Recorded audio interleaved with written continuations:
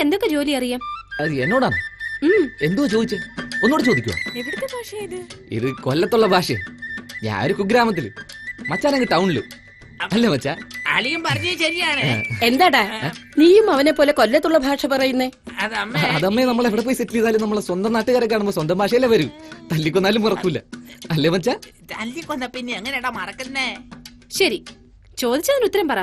എന്തൊക്കെ ചെയ്യാൻ അറിയാം? അത് എല്ലാ ജോലി അറിയാം മാഡം. വീട്ടു ജോലി, വൃത്തിയാക്കൽ മുതൽ കമ്പ്യൂട്ടർ വരെ നന്നാക്കാൻ എനിക്ക് അറിയാം മാഡം.